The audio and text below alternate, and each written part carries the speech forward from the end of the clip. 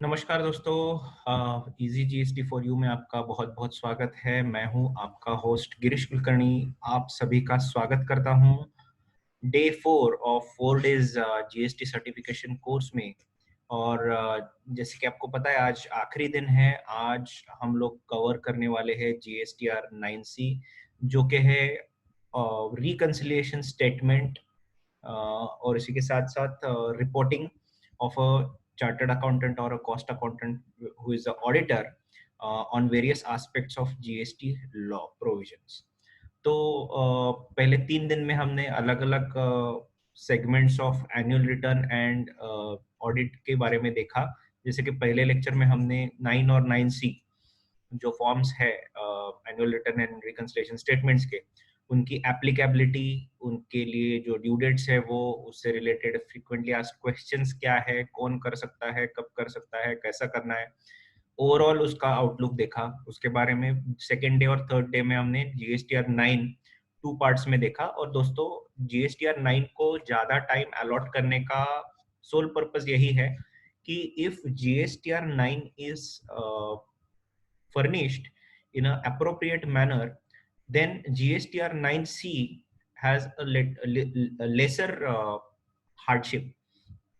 क्योंकि देखिए, जैसे मैंने बात की थी कि जो भी अनपेड लाइबिलिटीज है, जो भी mistakes happen at the time of filing regular returns है, जैसे कि 3B है, वो सारे हम लोग रेक्टिफाई कर रहे हैं जीएसटीआर 9 में by paying the remaining, by showing the liability which was not paid or wrongly paid under various tables and paying it along with GSTR 9 through DRC 03। इसी के साथ साथ जो इनपुट टैक्स क्रेडिट में रिलेटेड हमारे mistakes हुए थे या हमारा कुछ गलती हुआ था at the time of furnishing of regular returns 3B, तो उसका डिस्क्लोजर तो हम खैर appropriate way में कर नहीं सकते 9 में, because for 9 we have to stick with whatever was disclosed in the GSTR 3B। But जो भी एडिशनल आईटीसी क्लेम्ड है या एरोनियसली क्लेम्ड है, तो वो सब हम लोग करेक्ट पोजीशन कर सकते हैं थ्रू DRC 03।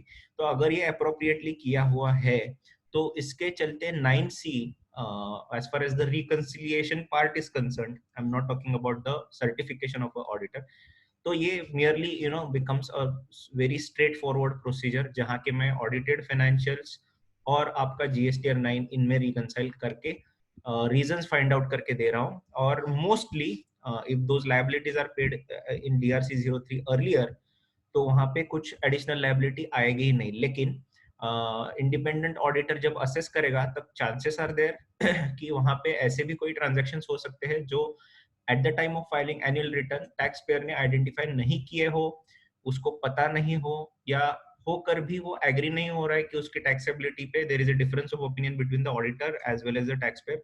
तो वैसे सारे रिकंसाइलिंग डिफरेंसेस जो है वो ऑडिटर आइडेंटिफाई कर सकता है in GSTR 9C, and he can report on the additional tax liability that a tax payer needs to pay at the end of the GSTR 9C। तो ये था दोस्तों। इसी के साथ साथ वेरिफिकेशन पार्ट में, सॉरी सर्टिफिकेशन पार्ट में आप देखेंगे हमने पहले डे पे इसमें डिटेल डिस्कशन किया था कि there are 2 types of certification. एक है कि reconciliation statements are drawn by the auditor who has already audited the entity, जैसे कि स्टैट्यूटरी ऑडिटर, टैक्स ऑडिटर हो, या और कोई कोऑपरेटिव सोसाइटी है तो कोऑपरेटिव का वो ऑडिटर हो, वही जीएसटी ऑडिट कर रहा है। तो that is one scenario. The second scenario is different auditor is appointed. तो दोनों केस में वेरिफिकेशन, दो सर्टिफिकेशन का थोड़ा सा अलग उसमें स्कोप या फॉर्मेट है। बट मेनली 3-4 इंपॉर्टेंट पॉइंट्स पे उनको कमेंट करना है स्पेसिफिकली, जो हम लोग आज के सेशन में देखेंगे ब्रीफली कि क्या है क्या नहीं है।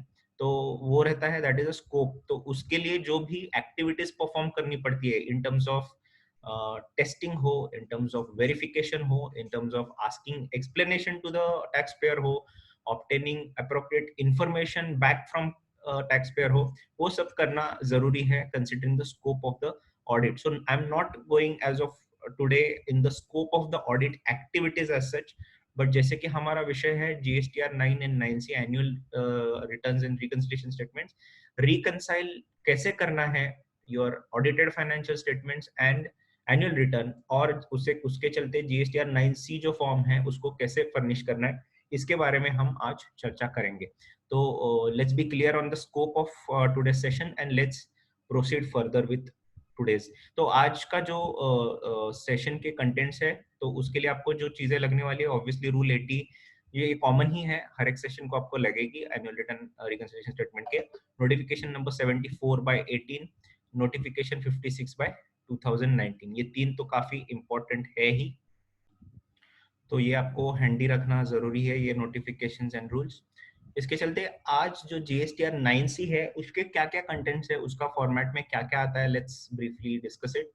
तो there are 5 parts of the entire form GSTR 9C, जिसमें के 16 टेबल्स है।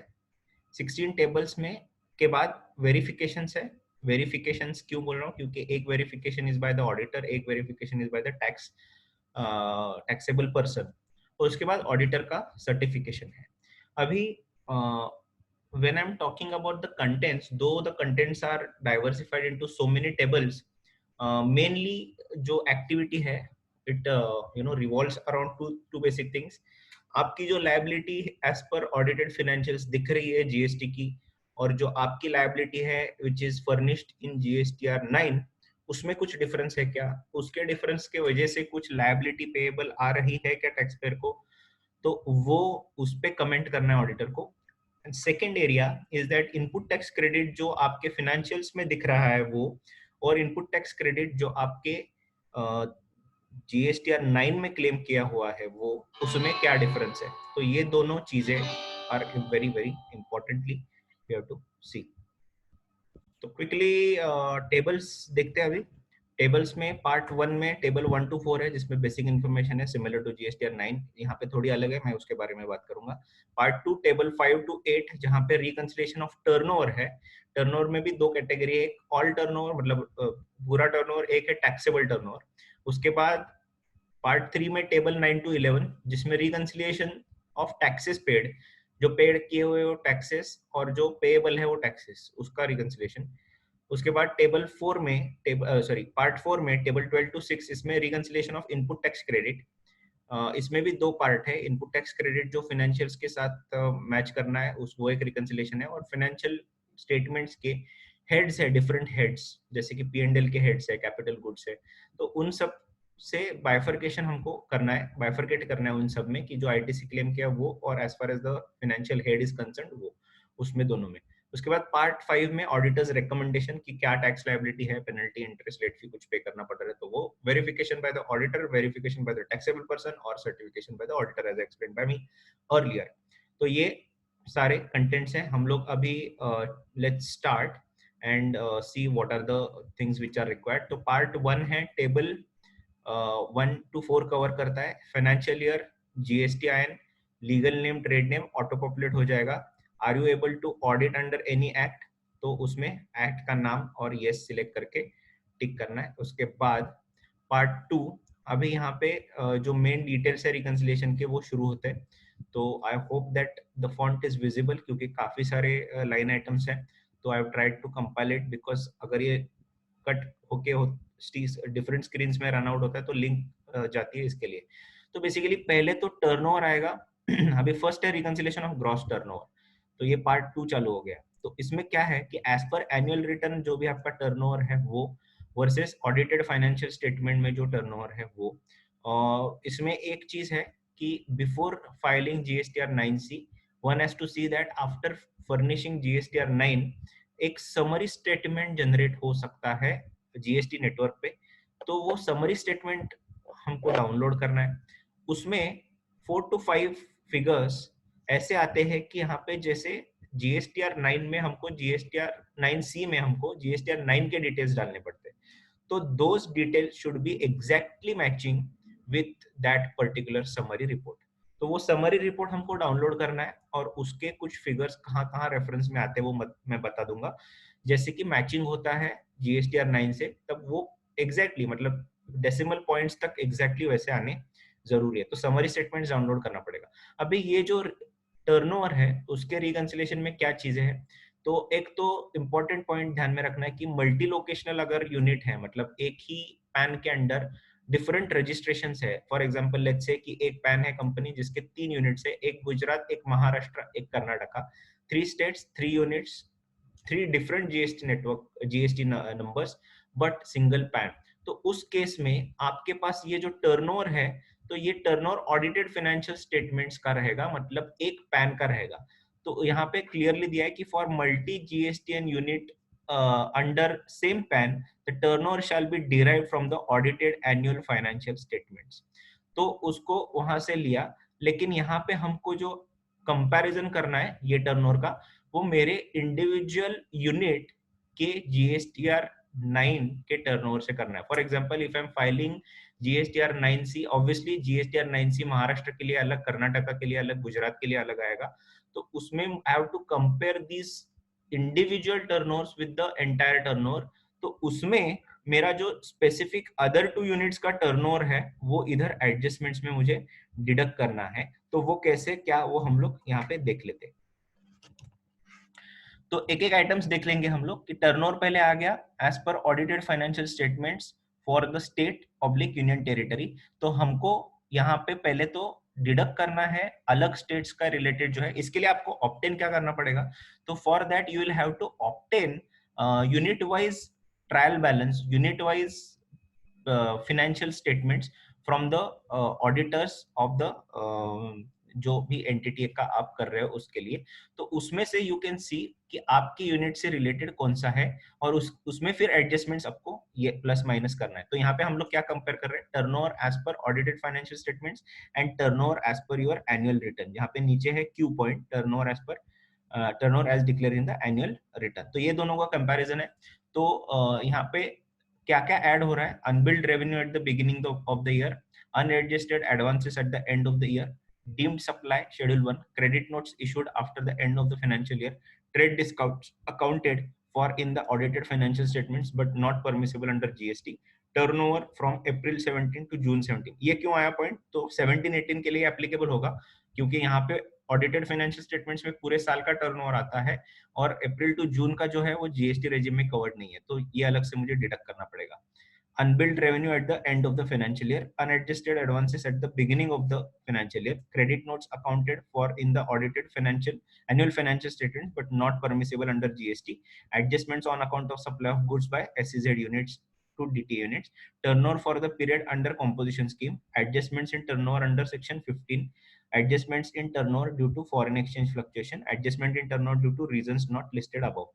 अभी ये जो B टू एन जो है ये कैटेगरीज दी गई हुई है कि जिस जिस कैटेगरी के वजह से आपके जो फाइनेंशियल स्टेटमेंट में जो रेवेन्यू दिख रहा है, जो अभी फाइनेंशियल स्टेटमेंट्स का टर्नओवर मतलब क्या, वो भी एक क्वेश्चन है, तो उस पर भी मैं आऊंगा। तो फाइनेंशियल स्टेटमेंट्स में आपका जो भी टर्नओवर दिख रहा है वो, और आपका जो जीएसटी में टर्नओवर दिख रहा है वो, उसमें इतने सारे रीजंस है जिसकी वजह से डिफरेंस आ सकता है।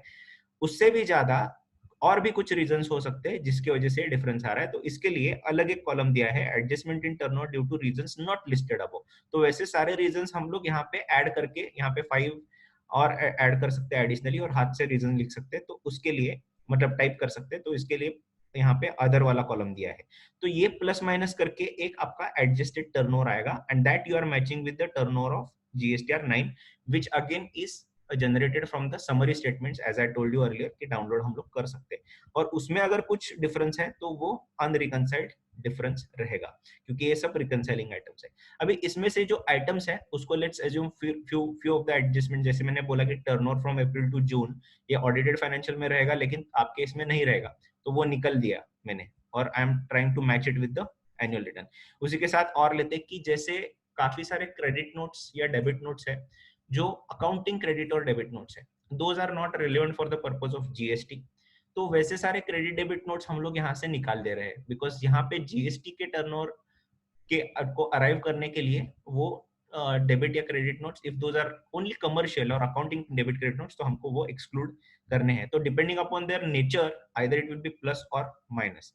इसी के साथ साथ एडवांसेस का एक एडजस्टमेंट है कि एडवांसेस यूजुअली अगर टैक्स हुए हैं जीएसटीआर 9 में, मतलब जीएसटीआर 3B में आपके नॉर्मली, और उसको रेवेन्यू में कन्वर्ट नहीं किया गया, तो वो पीएनडीएल के आपके टर्नओवर में नहीं दिखेंगे, तो उसको स्पेसिफिकली आपको ऐड करवाना पड़ेगा। इसी के साथ साथ आपके जो sale, for example let's say sale of capital goods etcetera है, तो आपके वो टर्नओवर में नहीं दिखेंगे, वो आपको बैलेंस शीट के आइटम्स में दिखेंगे, तो आपको स्पेसिफिकली वो ऐड करने पड़ेंगे यहाँ पे ये टर्नओवर में। तो इसी के साथ डिस्काउंट्स का कुछ हो सकता है कि डिस्काउंट्स जो नेट ऑफ हो रहा है वो जीएसटी के पर्पस के लिए आपको आपके नॉर्मल टर्नओवर में ऐड करने पड़ेंगे। तो ये सब करके आपको मैच करना है। फॉर एग्जांपल और एक पॉइंट हो सकता है कि वैल्यूएशन पर्पस के लिए, तो वैल्यूएशन में प्लस या माइनस दोनों भी हो सकता है कि वो आपके जीएसटी के नॉर्मल अकाउंटिंग के टर्नओवर में वो कम या ज्यादा अकाउंट फॉर हुए हैं, लेकिन जीएसटी पर्पस के लिए उसका वैल्यू अलग कंसिडर किया। फॉर एग्जांपल रिलेटेड पार्टी के साथ टर्नओवर किया हुआ है, सॉरी ट्रांजैक्शन की हुई है, और उसमें ट्रांजैक्शन वैल्यू से कम कंसिडर किया था, transaction is at a lower than normal value, but GST में वैल्यूएशन रूल्स अप्लाई करके हायर लेवल हायर वैल्यू पे टैक्स पे किया है। तो यहाँ पे जीएसटी के टर्नओवर में higher value is accounted for, whereas in case of normal turnover lower value is accounted for so to match the turnover of financial statements with GST you have to add that particular adjustment। तो यहाँ पे section 15 का भी rules यहाँ पे mention किया हुआ है। रूल्स देयर अंडर मतलब रूल्स 28, 29, 30, 31 जो भी वैल्यूएशन के रिलेटेड है वो सारे रूल्स। तो ऐसे सारे एडजस्टमेंट करके यहाँ पे आपका फिगर है जो आपको मैच करना है। Now the thing is that if you refer notification 56 it says कि ये सब लिखने की आपको जरूरत नहीं है, आप जो भी डिफरेंस है वो ओ कॉलम में डाल दो और ओ कॉलम में डाल सकते हो, ये आपको फर्निश करने की इन्फॉर्मेशन जरूरत नहीं है for 17, 18 and 18, 19 for 2 years। But from 19, 20 onwards ये सारे रीजंस आपको देने पड़ेंगे।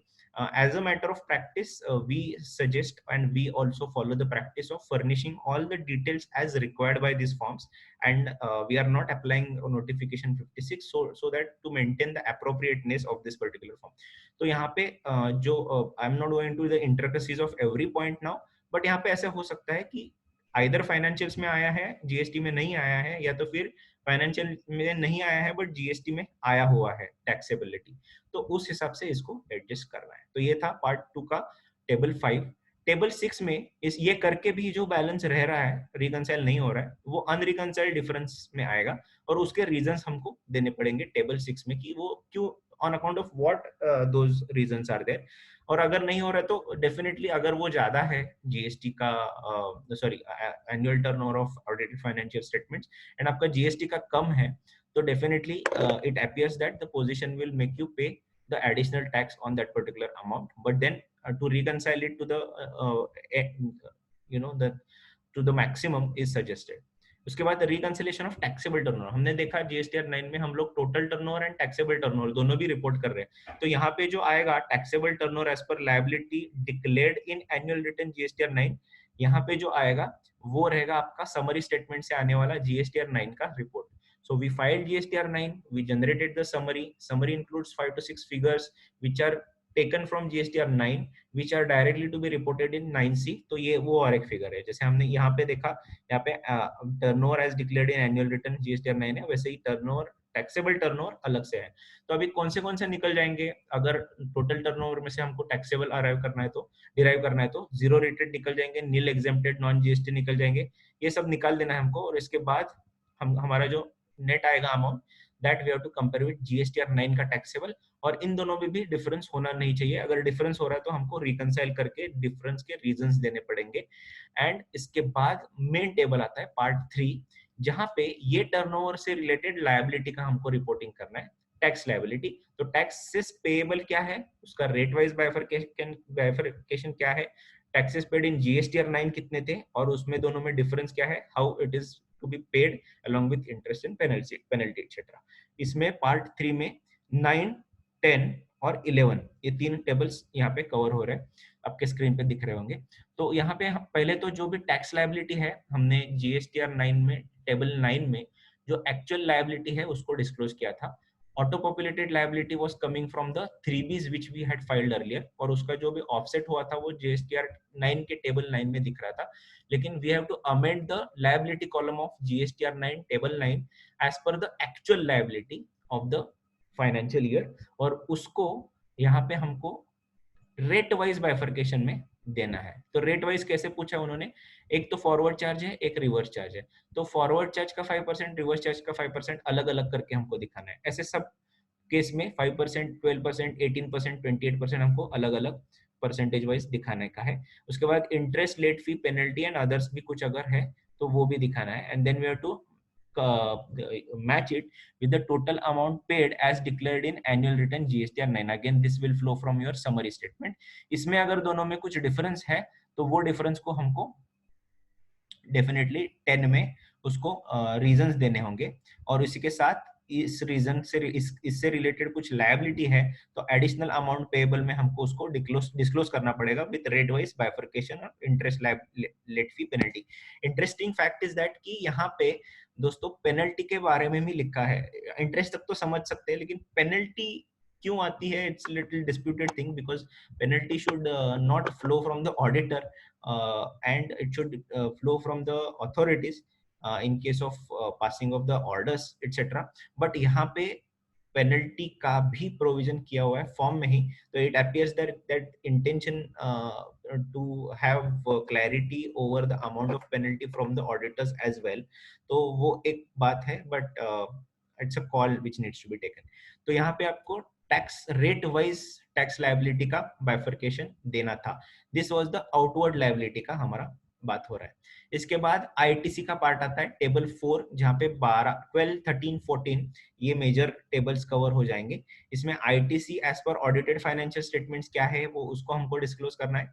उसके बाद अभी इसमें दो चीजें हैं दोस्तों कि आईटीसी जो बुक्स में है उसको दो टाइप से लिया हो सकता है। एक तो फाइनेंशियल ईयर का फाइनेंशियल ईयर के 3B में और नेक्स्ट फाइनेंशियल ईयर के 3B में। तो हमको यहाँ पे बाइफरकेट करना है कि क्यों करना है, क्योंकि we are matching it with the audited financial statements. So audited financial statements में हमको अगर जीएसटीआर 9 में जो आईटीसी क्लेम किया हुआ है उससे मैच करना है, तो वो एडलेस का एडजस्टमेंट करना पड़ेगा कि नेक्स्ट ईयर में कौन सा किया था और पिछले साल का इस साल में कितना किया है, वो डिडक्ट करके दिखाना है। तो उसके बाद हम लोग डिराइव करेंगे आईटीसी जो जीएसटीआर 9 से कंपेरेबल है और उससे कुछ अनरिकंसाइल्ड है तो उसके रीजंस हमको यहाँ पे देने हैं। तो format is very very simple. If you see we are repeating the same thing again and again.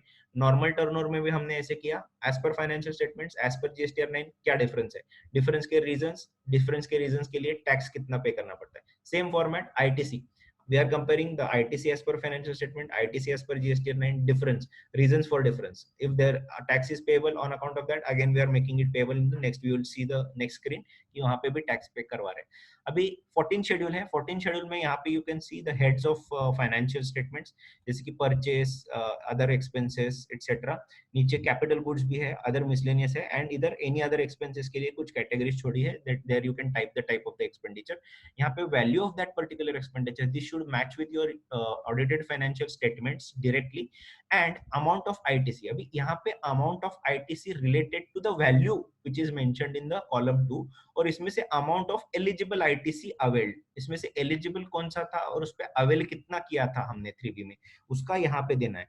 तो this total will be total amount of eligible ITC which is availed by the assessee, which you will be matching with the ITC claimed in annual return GSTR 9।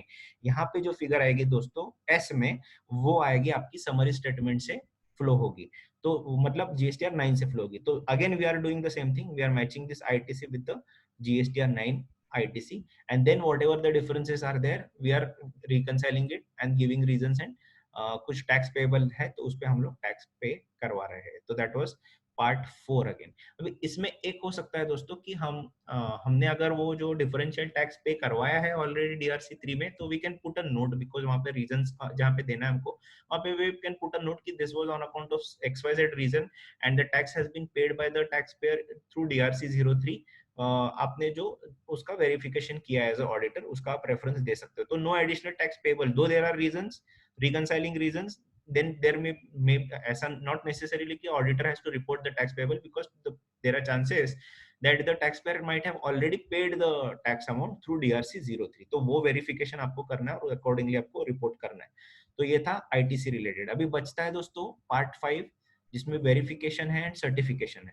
तो part 5 and verification में क्या है, तो recommendation on additional liability auditor को देना है, तो उसमें रेट वाइज देना है, इंटरेस्ट मतलब ये छोड़ के भी और कुछ आ रहा है तो उसमें देना है, इंटरेस्ट है, लेट फी है, पेनल्टी है, इरोनियसली अमाउंट रिफंडेड है, इरोनियसली क्या बोलते हैं उसको आईटीसी क्लेम्ड है, वैसे सबका आपको डिटेल्स देना है। और उसके बाद verification by auditor as well as taxable person. अभी इसमें एक इंपॉर्टेंट चीज ऐसी है कि वेरिफिकेशन बाय द ऑडिटर में ट्रू एंड करेक्टनेस पे उसको रिमार्क देना है और टैक्सेबल पर्सन को वो एक्सेप्ट करना है कि whatever has been reported by the auditor is accepted. इसके बाद दोस्तों इंपॉर्टेंट पार्ट आता है सर्टिफिकेशन बाय द ऑडिटर। इसमें जैसे कि मैंने बोला था आपको दो कैटेगरीज है, where reconciliation certificate by an auditor where reconciliation statements are drawn by person who has conducted the audit, और category two where reconciliation statements are drawn by a person other than the one who has conducted the audit. तो ये दोनों भी case में जैसे इस पे हमने ये दोनों भी कैटेगरीज में डे वन पे डिटेल में डिस्कशन किया हुआ है, बट हमको मेनली यहाँ पे जो रिपोर्ट करना है, सर्टिफाई करना है, उसमें 4 एस्पेक्ट्स है, उस पे स्पेसिफिक कमेंट मांगा है उन्होंने, तो वो 4 एस्पेक्ट्स हम लोग क्विकली देख लेते हैं। एक, whether that auditor has obtained or not obtained the information explanation which to the best of his knowledge was necessary for the purpose of conducting of this audit। now यहाँ पे conducting of his audit ऐसे बोला गया है, लेकिन before going to that let me just go to the circular press release by the finance ministry on 3rd July 2019, जिसमें point H है, उसमें क्या लिखा हुआ है, I just read it for you. उसमें कहते हैं role of a chartered accountant और a cost accountant in certifying reconciliation statement. Now we are talking about the certification, तो उसमें रोल क्या है चार्टर्ड अकाउंटेंट का, ये क्वेश्चन बार बार पूछा गया था, क्योंकि ऑडिट की definition is very lengthy. We have seen on the day one of this course that कि क्या क्या उसमें ऑडिट में कवर होता है, एंड कहीं पे भी बाकी जगह पे इस यहाँ पे रिकंसिलिएशन स्टेटमेंट्स करते हैं, एनुअल रिटर्न करते हैं, रिकंसिलिएशन स्टेटमेंट्स की हम लोग डिटेल्ड एनालिसिस एंड रिकमेंडेशंस करते हैं, वहां पे ऑडिट ये वर्ड यूज नहीं है, हर जगह पे reconciling it with the audited financial statements ऐसे ही कहा गया है। तो ऑडिट का रेफरेंस आता किधर है, तो directly in the certification it comes. तो इसके लिए काफी रिप्रेजेंटेशंस गए थे और उस पे पूछा गया था कि what is the scope of the auditor, हमको एंटायर ऑडिट करना है अलग से जीएसटी के लिए, या तो फिर हमको सिर्फ रिकंसाइल करना है। तो उस पे इन्होंने कहा है there are apprehensions that chartered accountant और cost accountant may go beyond the books of accounts in their recommendations and under form GSTR 9C. The GST Act is clear in this regard. With respect to the reconciliation statements, the role is limited to reconciling the values declared in annual return, that is form GSTR 9, with the audited account annual accounts of the taxpayer। तो यहाँ पे दोस्तों उन्होंने clarity दी हुई है कि scope जो है which is limited to the reconciling of the values, but as this certificate which we are filing has a few specific comments about certifying certain details, तो वहाँ पे one has to take due care about the audit procedure and the volume of activities that one has to perform to obtain that particular assurance level। और यहाँ पे है कि तो यहाँ पे पूछा गया कि whether he has information and explanation properly obtain किया है क्या to express this particular view.